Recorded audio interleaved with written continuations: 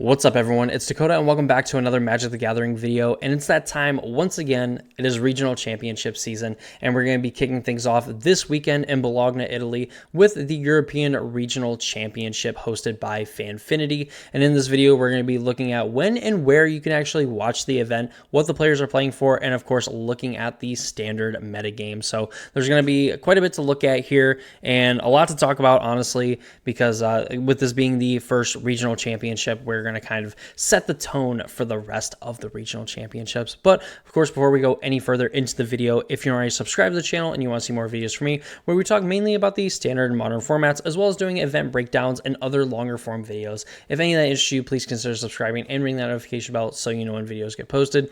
It's a very easy way to support me and my content. And if you would like to go even further, if you want even more content from me, you can go down in the description down below. There's the Casual Spikes Podcast YouTube channel, where me and my co-host Randy over at MTG with Randy talk a lot about the modern standard format and a lot of the other news and stuff going on in Magic to try to help you prepare for your next regional championship qualifier or regional championship. I also have a Twitch channel over at twitch.tv/Crawdaddy23, where we have been streaming a lot of modern here as of late. Not too much standard, but I think it's going to change here because there are some sweet standard decks that we're even going to look at today that I really want to try to play. And, that gives me an excuse to play them on camera and hopefully not absolutely crash and burn with them. But lastly, I want to thank the sponsor of the channel, Manatraders. If you use my code in the description down below, you will get 5% off your monthly subscription. You can look at any one of the decks that we have here that we're going to take a look at in the metagame portion of this video. And you go over the Manatraders, you can end up renting those cards and playing them for yourself online to try to qualify for the Pro Tour through the online circuit. I personally enjoy just renting cards. I like being able to play basically whatever deck I want. It's also a bonus as a content creator because that means that I can play various different decks and I don't have to spend thousands of dollars to acquire essentially every single card for the standard or modern format. I can just pick and choose what decks I want to play at that time. So I would really like to thank Manatraders for being a sponsor of the channel. Now let's go ahead and look at the details of the European Regional Championship in Bologna, Italy.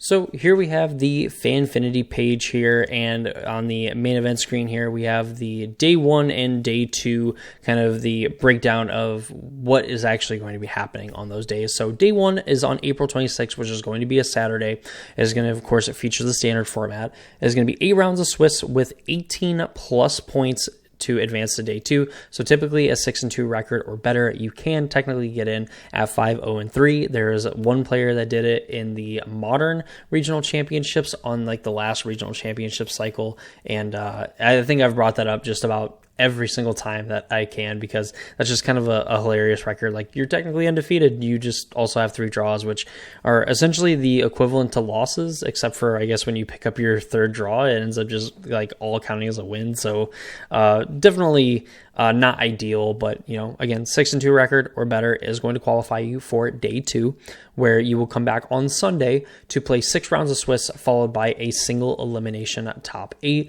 The hall doors open at 8, where the players meeting and tournament starts at 9 on day 1, and then of course the tournament also starting again at 9 on day 2.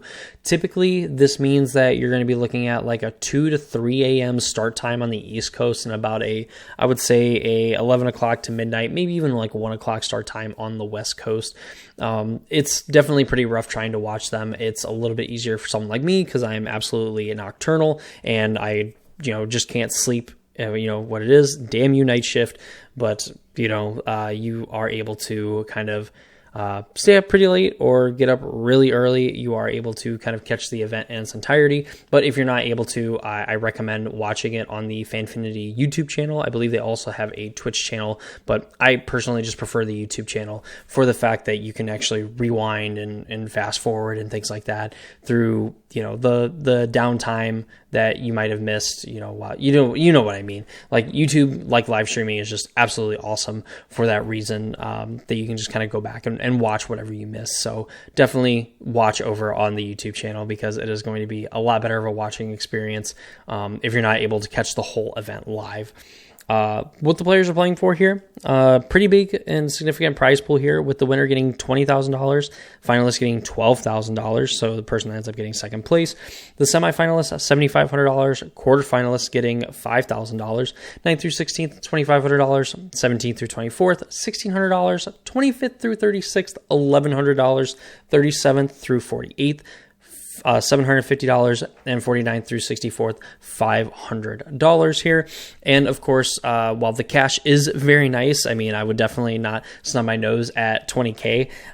It's really the invites that a lot of these players are going to be playing for, with, you know, the top 2 players, you know, so essentially if you advance to the finals of the event, you're going to get an invite to the Magic World Championship, which I believe the venue has been announced, and it's going to be in Seattle, Washington, which is going to be pretty neat. They did it in Vegas last time. I'm sure Vegas is a little bit more of an attractive destination, but, you know, Seattle, Washington is also a pretty fitting location too. I heard it's pretty nice. Top 4 is, as long as you advance to the semifinals of the event, you get an invite to the next 3 regional championships, which is a lot. It's essentially, you know, a full year of these major tournaments. So it's definitely going to be pretty big for somebody that is, of course, looking for, you know, basically looking for their chance to kind of stay on the Pro Tour train, with the top 36 also just getting an invite to the Pro Tour. So if you get the top 4, you're going to get the next 3 RCs plus the Pro Tour. That's going to help you significantly in essentially trying to stay on that train and playing in all these major events. And of course, the top 48 get invited to the next regional championship. So you don't really have to sweat the, you know, modern regional championship qualifiers that are going on now. If you just place well enough at this regional championship here, you just end up qualifying for the next one automatically. Obviously, not the result people would want, to make day 2 to only qualify for just the next regional championship. Of course, they really want that Pro Tour invite. But, you know, getting an invite to the next regional championship to kind of, you know, re-roll back into it. And of course, you know, making a pretty good chunk of change here. I mean, $750, that is a pretty good amount of money.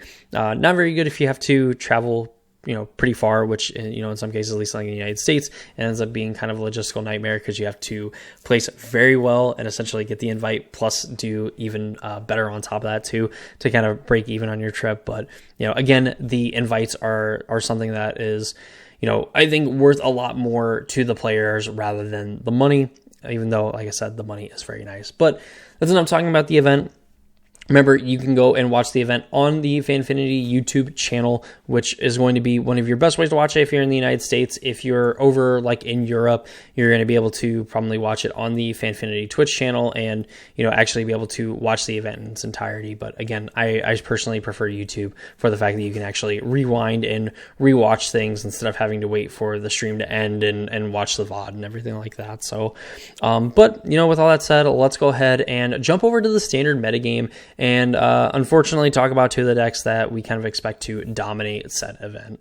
So here we have Esper Self-Bounce. This is going to be the representative of the Self-Bounce decks, and it's going to get very redundant, me saying Self-Bounce, so I'm going to try to limit it to the very beginning of this and just kind of go and explain the deck as best as I possibly can. So essentially, with these Self-Bounce decks, there is some overlap on cards that we're kind of looking at. Of course, we have the blue-black builds, which kind of came up with the Esper builds, and then we've had these Orzhov builds kind of start to creep in thanks to this card Sun Procuring that you can actually see on the right of your screen, and giving essentially white another creature that it can use to kind of pick up some of these annoying permanents. But a lot of what we'll see in these Esper builds is just the max amount of creatures that are actually going to be able to bounce things. So we have a Nurturing Pixie, Fear of Isolation, and Sun Procuring. These are going to pick up permanents on our battlefield, where Nurturing Pixie can pick up one target non-fairy, non-land permanent. And if we pick up a permanent this way, it gets a +1/+1 counter. So essentially getting to be a 1-mana 2/2. Fear of Isolation, as an additional cost to cast it, we have to return a permanent card to our hand. And then Sun Procuring, when it enters, gets to return up to 1 target non-land permanent you control to its owner's hand. And if it's a token, you get to draw a card, which can be very useful. There were some people that were playing I can't remember the actual creature, but it was like a 1-mana 3/2 that made a curse roll token, and you essentially get to play that on turn 1, and then on turn 2 you get to play Sun Procurin, pick up the enchantment, you end up getting to draw a card, and you get to attack with a 3/2 on turn 2.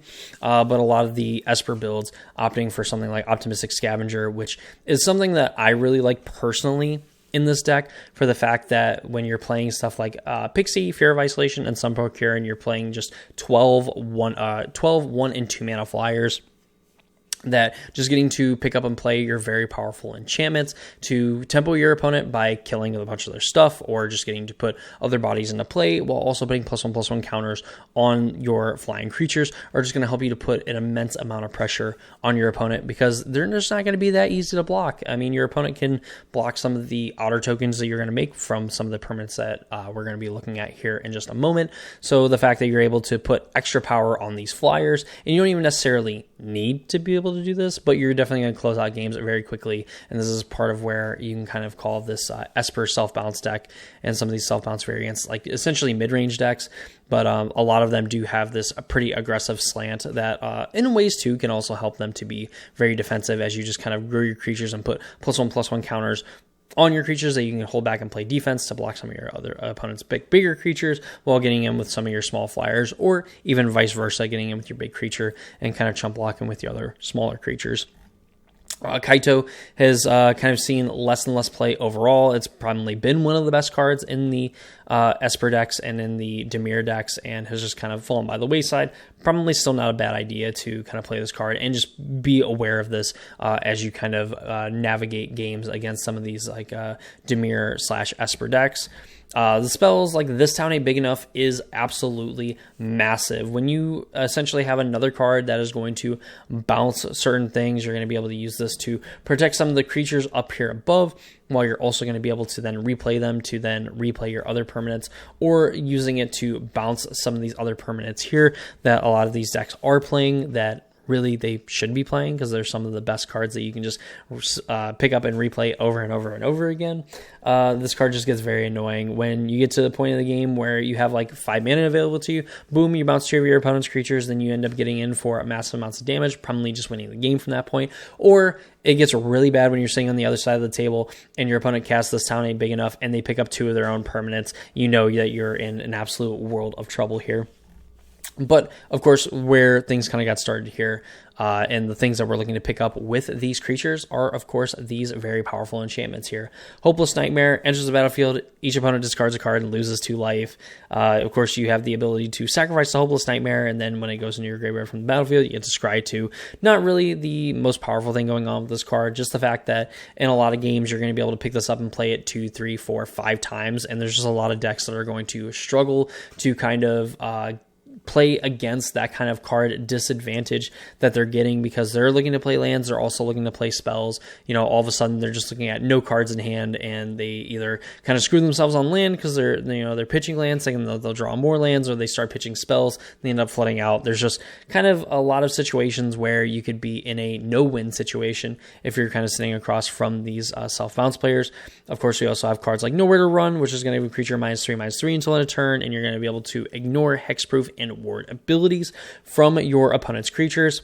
-3/-3 is pretty big for a lot of the cards here, or a lot of the creatures in the format. Also works very well against cards like Heartfire Hero, which can go absolutely nuclear. This is just going to straight up kill it, while also not taking any damage from the Heartfire Hero, or just shrink it and be able to block with one of your other creatures, and you're going to take 3 less damage from that card, which could absolutely swing races in your favor when your opponent is just looking to attack with like a big creature and force you to chump block, or force you to essentially let it go through and end up dealing chunks of damage. Storm Chaser's talent as well, being able to create a 1/1 blue and red otter creature token with prowess, while you're also picking up and replaying a lot of these non-creature spells mean that you can make some pretty big otter tokens, while also just getting to loop this, also just, again, making a board full of 1/1 prowess otters. And on top of that too, you kind of have like this combo, if you will, of leveling this up to level 2, returning a target and source card from your graveyard or your hand, picking up something like This Town Ain't Big Enough, and then picking up Storm Chaser's talent in one of your opponent's things to then make another otter token, maybe getting some +1/+1 counters from your Optimistic Scavenger. There's just a lot going on here with this Storm Chaser's talent card. It's just probably one of the best cards in Standard currently, and has proven its worth in this self-bounce deck, as well as just allowing the deck to have a more aggressive slant in certain matchups. There's also this other card, Momentum Breaker, which essentially is an edict effect that on an enchantment, and then you can of course pay 2 and sacrifice an enchantment and gain life equal to your speed, and you're going to be able to get speed pretty easily thanks to cards like Hopeless Nightmare, making your opponent lose life, and being able to get in with your flyers. That this is something that could just make your opponent sack like 1 or 2 creatures, or force them to discard cards that they can't sacrifice creatures, so it's not totally dead in like necessarily control matchups, and sacrificing it to gain some life. That's kind of the basic idea of this self-bounce deck. It's one of the most popular decks in the format for a reason, and arguably is one of the more powerful ones, just because it plays very well in the early, mid, and late game. You just kind of have to try to overwhelm it and put a lot of pressure on its spells to try to really force them to play off their game plan, because if they're just able to, play flyers and powerful, cheap enchantments early on and kind of get their additional value from playing these cards over and over again, you're just going to be in it for a very bad time here. But not to worry, there is another deck that you have to absolutely be worried about, and it's a deck that I personally like currently in this metagame with all of these kind of self-bounce decks running around. So let's go ahead and take a look at mono red aggro for the Standard format. So kind of the other boogeyman of the format are these red aggro decks, and personally I prefer the mono red aggro deck. I just kind of like being this all-in aggressive deck. A lot of the other variants that we see, like in Gruul, they try to play a little bit more mid-rangey. They can be a little bit grindier in some of the other grindy matchups, such as the Esper self-bounce deck. We even see things like Rakdos. They're playing like the Fling creature to be maybe a little bit more aggressive, but then you are technically playing a card that might not be live all the time, especially when you don't get to sacrifice the creature as like an additional cost, so your opponent is able to kind of fizzle that sort of thing by just killing the creature that you target with it. And of course, we have Is It Aggro, which we're going to be looking at a little bit later. But the general idea of a lot of these red-based aggro strategies is simple. You play a Hardfire hero on turn 1, you're going to end up growing it to a really, really, really big, thanks to Manifold Malice. You're going to be able to target it, put a +1/+1 counter on the Heartfire hero, give a double strike, hit your opponent for 4 on turn 2, and then you're going to be looking to absolutely beef that mouse up with a Monstrous Rage, one of the best red cards in the Standard format currently, by giving it +2/+0 and giving it the Monster Roll token, giving it a permanent +1/+1 and trample, meaning that you're going to be able to deal tons of damage to your opponent on turn 3, and if their removal for your mouse is not a exile based removal, it just ends up doing destroy target creature, you're just gonna essentially blow up the mouse in your opponent's face and kill them. If they don't kill it, they got to figure out a way to kill the Manifold Mouse, because almost assuredly after taking 16 over the course of 2 turns, giving this thing another +1/+1 counter and double strike when it already has permanent trample is going to absolutely just end the game on the spot. You also have Emberheart Challenger, which is going to give you some card advantage, which inherently is going to make you a little bit better against the other mid-range strategies, just because if you have Manifold Mouse plus Emberheart Challenger, or one of your other lands that, of course, escapes my name, or escapes being named Rockface Village, where you're able to target this repeatedly, draw extra cards, and potentially just be able to overwhelm your opponent by getting to play hopefully 2 spells a turn versus your opponent's 1 spell a turn. This having prowess as well, meaning that you're going to be able to cast your burn spells, cast your Monstrous Rages, and not necessarily target the Emberheart Challenger, so grow very big. I really do like Screaming Nemesis here as well, being able to shut off life gain from your opponent. Hired Claw allowing you to be also having another 1-drop that is going to help you out very early with being aggressive. Swift Spear, obviously, like to me, one of the worst creatures, and has been kind of cut as of late. For this card, Tersa Light Shatter, which is going to give you a little bit of, it's going to allow you to discard some cards and then draw that many cards. You're going to be able to ditch some extra lands. It's going to be a 3-mana 3/3 haste creature, and if whenever it attacks, you have 7 more cards in your graveyard, you're going to be able to exile a card random from your graveyard, play that card this turn, and Tersa just always manages to find Monstrous Rage as well. It's not a bug. I think that's just a fact of life that Tersa Light Shatter is just absolutely attracted to Monstrous Rage, and it is always just going to find it, and you're always going to be able to cast it. I don't even know how many times, and just absolutely, just essentially kill your opponent. The game is going to be over at that point. And on top of that, too, you have like things like Burst Lightning and Lightning Strike that are going to help you kind of close out those games against some of those other mid-range strategies that have a lot of early removal for your creatures, and you're not able to necessarily get in as much damage as you would like. But, really having one decent-sized creature, suiting it up with a Monstrous Rage and hitting your opponent one time is really going to open the door for kicked Burst Lightnings and, of course, Lightning Strikes. One nice kind of like synergy in this deck that is really kind of fun that I want to point out. With Stalker Frenzy, you can deal 5 damage to target creature, cost 1 less for each creature that attack this turn.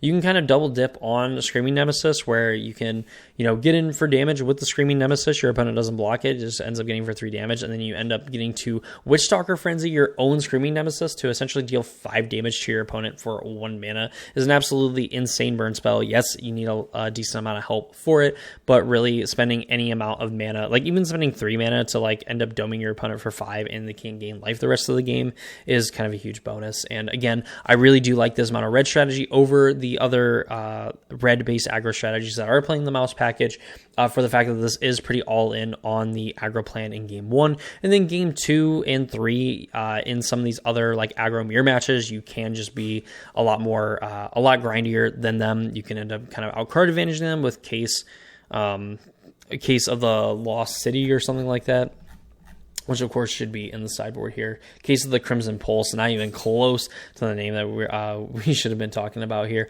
But like this card allows you to be pretty grindy. Pyroclasm as well to kind of like sweep the board. Sunspine Links, and just is like another card that can go bigger, make your opponent unable to gain life, unable to prevent damage, and then just getting to deal tons of damage to your opponents that are playing non-basic lands. Also further punishing those domain decks because they're not going to be able to gain life with Zur, and they're going to take a bunch of damage from their everywhere land tokens and their other Verges and Surveil land. So again, I really like this mono red deck for the fact that it is just kind of very aggressive early on, and can just kind of go into a slower deck if it needs to and still play very fast in those matchups where you are absolutely the aggressor. So those are kind of the 2 main strategies that we're going to be looking at in standard, but there are a few other decks that we are going to check out. And the next one we're going to look at is a take on a classic archetype where we kind of saw blue-white control creeping into the format, but now we're going to look at Jeskai control, which has seemed to kind of rise up in popularity a little bit faster, I believe, and kind of push the blue-white decks to the wayside.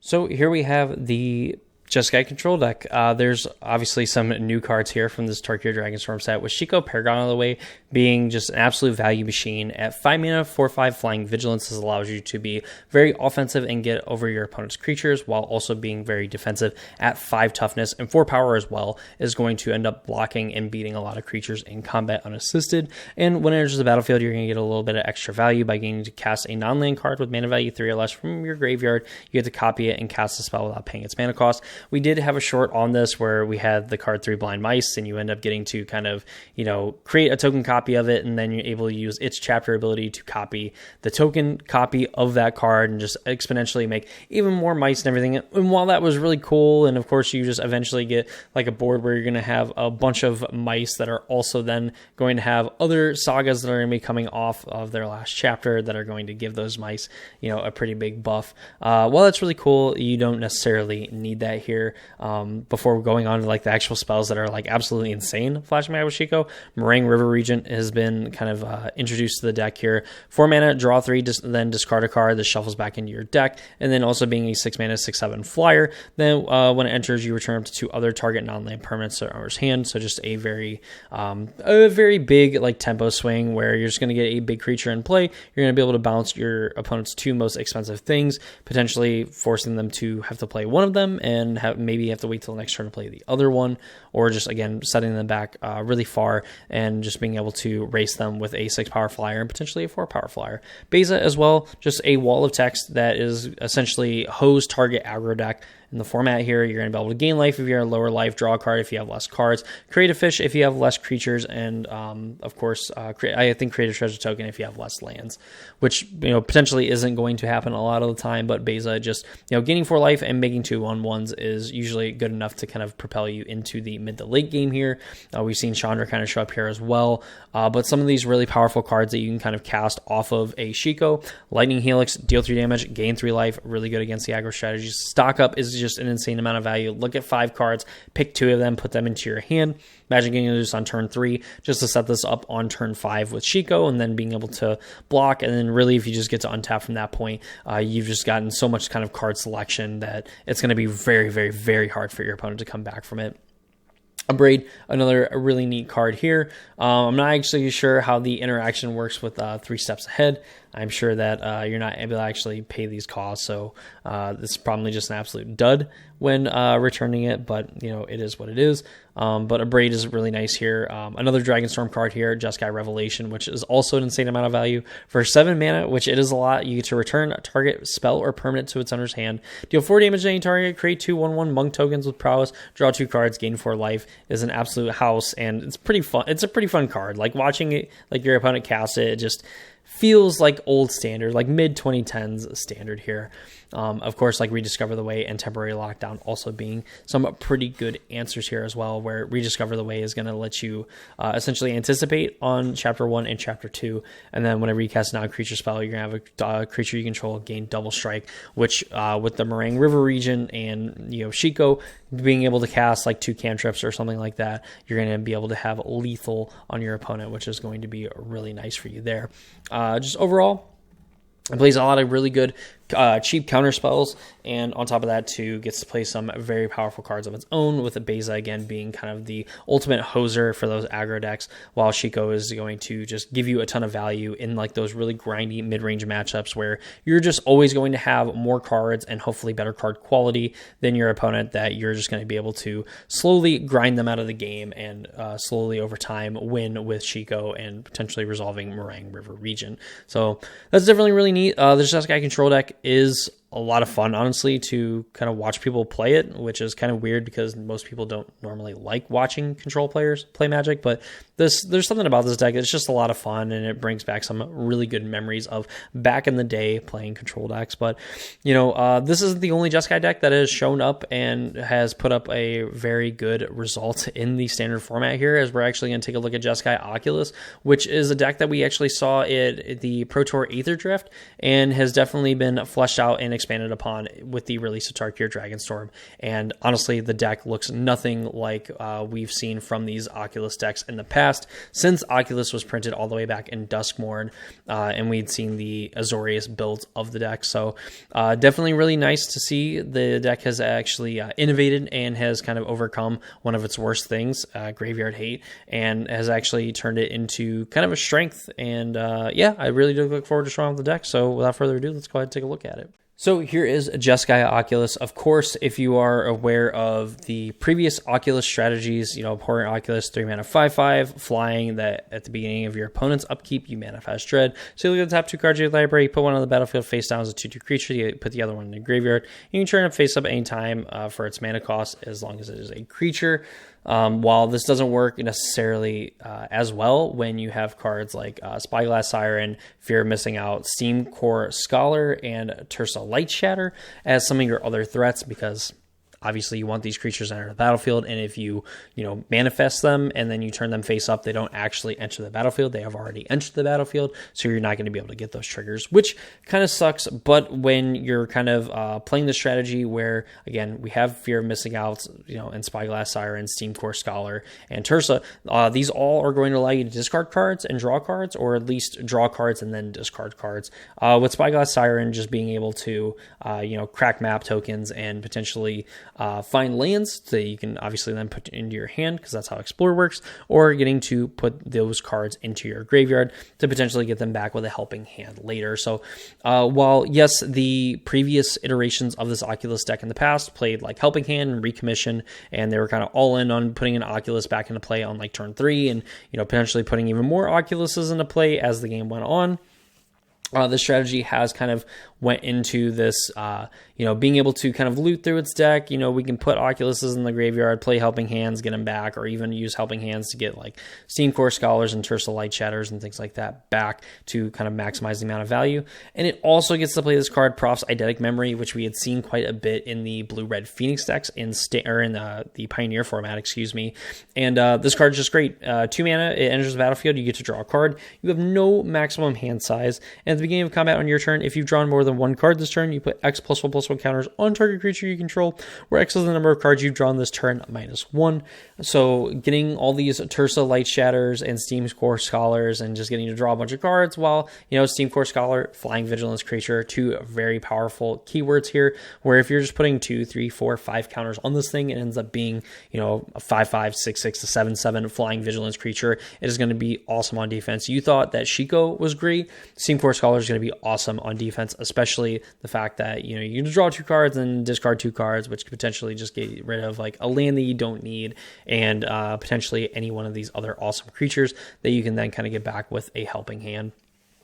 Or, if they're just kind of clogging up your hand here. Another great card to discard to the Steam Core Scholar is Glacial Dragon Hunt, which is a new card from the Tarkir Dragonstorm set, which allows you to draw a card, and then you may discard a card, and if you discard a non-land card this way, it deals 3 damage to target creature, and you can harmonize for a blue, red, and 4, meaning that you can kind of do this all over again by tapping a creature to pay for X and casting this card from your graveyard, and then you reduce the cost by X, where X is that creature's power, and then you exile this card. So definitely with, kind of like Helping Hand, essentially for like Just Guy colors, you could like Helping Hand, or it ends up coming to play tapped. Never mind, forget I said anything. Regardless, this is a deck that has kind of shifted from like, let's put Oculus into play as early as possible, to like our overall game plan is probably more of a Prof's Eidetic Memory sort of deal, while also having this other ability to play Helping Hand, which is going to get us further value by getting back, other powerful cards from our graveyard that are going to synergize very well with Prof's Eidetic Memory, while also having, 4 of a very powerful card in Abhorrent Oculus to then bring back to the battlefield to slowly take over the board and take over the game. So definitely a deck to watch out for here this weekend, as it has been doing very well in some challenges, has posted quite a bit of 5-0s. I know Corey Baumeister is pretty big on the deck as well. So this is a deck that I think we're going to see at least for the first 2 regional championships, even if it doesn't have necessarily a very good showing, just because I think that there's a lot of potential here for this deck to perform very well over the next few regional championships. With some very, very, very good players picking up the deck and really like tuning and fine-tuning this sort of strategy. But, we have one more deck, and it's the lone aggro deck that isn't actually playing the mouse package, and it's an actual spells-based deck with a creature that I honestly, like when it was printed, I think everyone kind of agreed that this was going to be one of the best aggressive creatures of all time. So let's go ahead and stop at the Is It Aggro deck for the standard format and kind of wrap this thing up. So here, lastly, we're going to look at Is It Aggro. This is a deck that, I'll be honest, I think has a pretty good matchup against a lot of the spot removal that we're seeing from these other black-based strategies in the format, thanks to a card that's not going to show up here in Corey Steelcutter. So essentially, this is a 2-mana equipment that whenever you cast your second spell, you're going to be able to make a 1/1 monk token with prowess and then attach the Corey Steelcutter to that creature, and it's going to get +1/+1 haste and trample, and you can equip it for 1 and a red.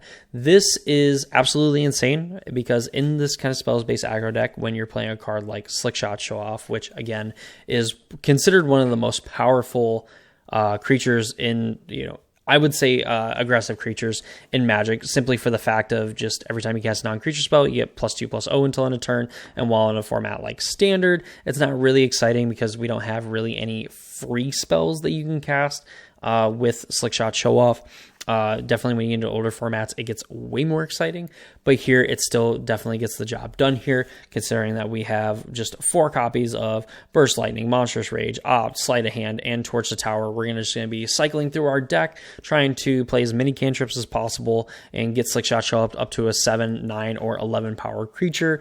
On top of that too, just getting to play Corey Steelcutter and Storm Chaser's Talent, and even Monastery Swift Spear, all of these 1 mana or 1 and 2 mana things that are going to have prowess and also benefit from us playing a bunch of spells, loading up on the board, and then just absolutely going crazy on our opponent with these massive giant creatures that they're going to have a hard time dealing with. Quarry Steel Cutter also, as I kind of alluded to, this aggro deck actually having a lot better of a matchup against these like Esper self-bounce decks, for the fact that you're really going to have to deal with the Quarry Steel Cutter if you want to deal with the never-ending like cycle of creatures, because like Ops, Sleight of Hands, and the like are going to just keep finding other Ops, Sleight of Hands, and other spells, to where if your opponent makes 4, 5, 6 monk tokens off of a single Quarry Steel Cutter, that's you having to play a lot of other creatures to basically keep these monks off the battlefield. And if you're not able to kind of keep it in check, and they even are able to untap with like 2, 3, or 4 monks,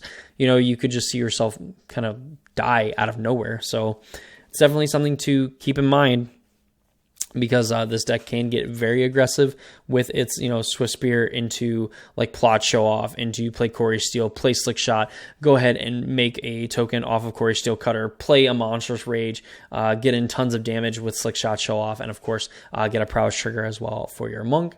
Hearth Elemental isn't something that's like super common, I would say, because you know, 2 mana, discard your hand and then draw 2 cards ends up being like decent when you're run out of cards. And the spell costs X less to cast, where X is the number of cards in your graveyard than instant or sorcery cards and or have adventure. So it can essentially be a 1 mana 4/5, and of course pairing this with like a Monstrous Rage, getting a 5/6 permanently, and then it ends up being a 7/6 with trample is absolutely nuts. So definitely some interesting tech here for this deck, but a lot of the times you're just going to see 4 Swift Spear, 4 Show Off, and then 4 Quarry Steel, 4 Storm Chaser's Talent, as like just able to put like these prowess type creatures in play, and then cast a bunch of spells to then hopefully one-shot your opponent. This is the new hotness of the format. I think that a lot of the targeted removal in the format, it just kind of folds hard to Quarry Steel Cutter, because once you get one of these, God forbid 2 for your opponent, because just getting to make 2 tokens every turn, or you know, in some cases you go late enough into the game where, you know, you're on your turn, you're making 2 tokens, and then on your opponent's turn, you're making 2 tokens, and so on and so forth. You're just going to end up winning games very, very quickly here. And this is going to be one of my decks to watch this weekend, and probably the deck I'm going to be keeping a very close eye on, as of course our friend Randy over at MTG with Randy, and of course co-host on the Casual Spikes podcast, prepares for the regional championship. The regional championship coming up in May in the United States. And this is a deck that we'll be seriously looking at in play testing. But yeah, that's essentially the meat and potatoes of the standard metagame. Of course, we have the various different mid-range strategies of the format, which I think are fine. But I think with like kind of all this hotness kind of running around, like I wouldn't really want to play any sort of the mid-range decks. I think I just want to either be playing these hyper-aggressive aggro strategies, or just trying to nullify my opponent's removal as much as possible. And I think kind of the Jeskai Oculus deck and the Is It Aggro deck kind of nullify your opponent's removal very well. It ends up making a ton of threats, and you know, you just need like 1 or 2 of them to go unchecked for your opponent to really have a hard time to actually, you know, really take you off for your game and stop you from winning the game. So this is going to be a pretty interesting event. I think it's going to set the tone for the rest of the regional championships going forward. And yeah, that's really it. You know, let me know what you think in the comments down below of the standard metagame. What are your predictions for this regional championship? I know this is coming out like on the Friday. It really sucks. Just had a lot of things going on. So hopefully y'all can forgive me and, you know, stick around for the event breakdown once we get into next week and kind of the dust settles and we figure out, you know, some of the stuff that worked early on in the format, and maybe some things that kind of have to go back to the drawing board if they want to continue to see play in this current standard environment. But yeah, you know, subscribe to the YouTube channel again if you have not already done so, to support the channel, and of course get notified of future videos. Check out the links in the description down below for even more content. And yeah, that's gonna do it for me in this video. Hope you all enjoyed it, and hope to see you all in the next one.